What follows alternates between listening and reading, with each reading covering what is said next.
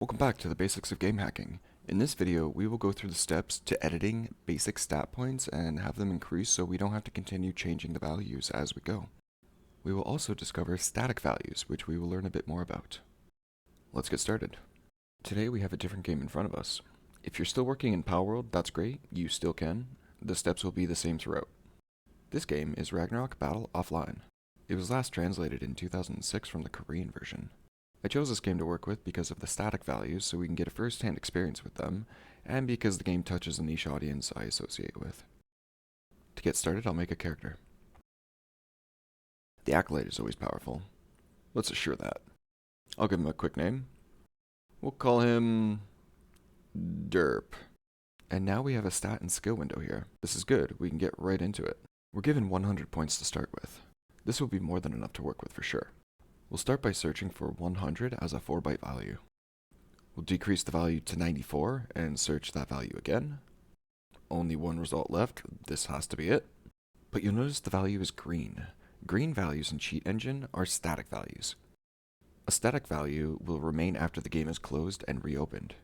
You can add a static value to the list and it won't disappear on the next launch. You'll find this a lot in older games. So we have a static value which we can edit anytime and it'll save. But why do that when we can flex our scripting skills, right? We'll search the value for what writes to it, attach the debugger, and we'll cause our stat points to be decreased to update this list. There are two values that appear when we decrease our stat points. Inside the code, we can see a subline. This removes the stat points from our player. Now we'll increase our points back up, and there's a new instruction in the box. This value now shows an add line above it.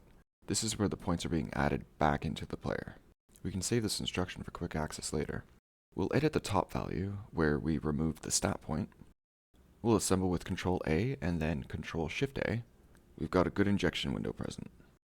Let's copy the original code and paste it into the new mem section. We'll make a new line at the top of the code and add a value to ECX before it goes into EDX. We'll give it a really high number and see if it worked. Yep, all groovy here. Now we have unlimited stat points just by spending them. We even overcapped the value and it has disappeared.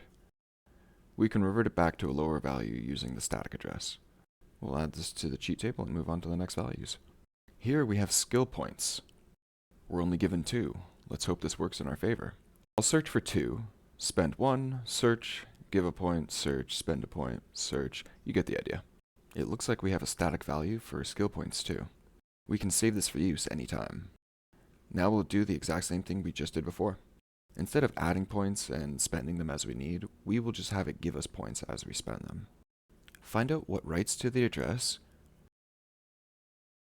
We've got the exact same thing that happened earlier. 1 line subtracts points and 1 line adds points to the skill. I'll save this for quick access later. Now we can assemble this line of code. Ctrl-A, then Ctrl-Shift-A. This looks pretty simple to work with. We'll copy the original code and paste it into the new mem section. Just like before, we will add a value to ECX before it reaches EAX.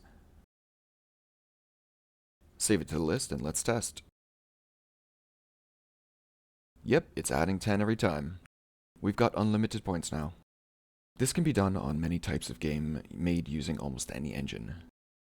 Take your time searching for values and be sure to save your cheat tables frequently. I hope you enjoyed this exercise and I'll see you in the next video.